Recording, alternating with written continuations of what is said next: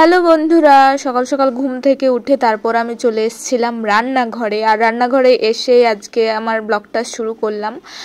তো জানিও কীরকম লেগেছে ব্লগটা।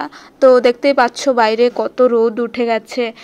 আর আমি এখানে ডাটা পাতা এনেছিলাম আর কি বাজার থেকে। তো পাতাগুলোকে নিয়েছিলাম, ভালো করে ধুয়ে বড়া বানাচ্ছিলাম। মচমচে বড়া খেতে ভালো লাগে।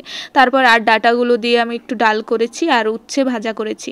তারপর এগুলো দিয়ে আমরা সকালের খাবার খাবো। এখানে মামের জন্য নিয়ে নিলাম থালে। তো থালাই করে আমরা দুজনে এবার খেয়ে নেবো সকালের খাবার এতটুকুই। তারপর খাওয়া দাওয়ার পর হচ্ছে গিয়ে বরমশাইয়ের জন্য খাবার নিয়ে যাচ্ছিলাম আজকে। উনি তো ডিউটিতে চলে গেছে, বাড়ির সামনে হসপিটাল। তো ওনার জন্য আজকে নিয়ে গেলাম খাবার। তারপর এসে আরও যে কত কাজ করলাম সেগুলো তো আর ক্যামেরাবন্দি করতে পারলাম না, খুব বিজি ছিলাম। তারপর এখানে মটন রান্না করেছি, ফ্রাইড রাইস করেছি। তারপর দেখতেই পাচ্ছ ভাতটা কত সুন্দর হয়েছে, ঝরঝরে। আর উনি বসে গেছে খেতে, আর মেয়ে দেখো কোলে উঠে বসে গেছে। তো ভাবলাম কি আর শেয়ার করবো তোমাদের সাথে, একটুখানি ভিডিওটাই করি, এটাই তোমাদের সাথে শেয়ার করব। আর আমার না ফ্রাইড রাইস খেতে খুব ভালো লাগে। আমি দু একদিন আগে খেলাম, আবার আজকেও করলাম। মানে ভাত দিয়ে না আমার বেশি একটা ভালো লাগে না, এমনি মনে হয় মাংস দিয়ে খেতে। মানে ফ্রাইড রাইস আমার খুব ভালো লাগে। আর তরকারিটা দেখে মনে হচ্ছে কত লোভনীয়, তাই না, কত টেস্টি খেতে। মটন আমি খেতাম না, এখন অল্প অল্প করে একটু খাওয়া শিখছি, মানে খাচ্ছি আর কি। যাই হোক, চলো ভিডিওটা তোমাদের কীরকম লাগলো অবশ্যই কিন্তু জানাবে। তোমরা কে কোথা থেকে দেখছো আমাকে বলবে, আমার ভিডিওগুলো তোমাদের কীরকম লাগে আমাকে জানিও বন্ধুরা। আর যদি তোমাদের কোনো কোশ্চেন থাকে আমার ব্যাপারে কিছু জানার, তো আমাকে জানাবে অবশ্যই, আমি আনসার দেওয়ার চেষ্টা করব। তো দেখতে থাকো তোমরা। ওনারা খাচ্ছে, মেয়ে বসেছে খেতে, উনিও বসেছে। আর দেখতেই পাবে ভিডিওতে, মেয়ে তো একদমই খেতে চায় না, যা শুরু করে খাওয়াতে গেলে এত জ্বালাতন শুরু করে দেয়।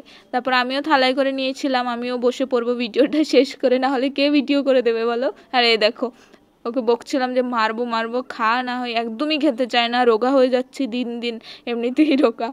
তো আমরা এখানেই বসে খাওয়া দাওয়া করছি। এটা হচ্ছে কি আমাদের দুপুরের লাঞ্চ করতে করতেই বেলা 4-5টা বেজে গেছে।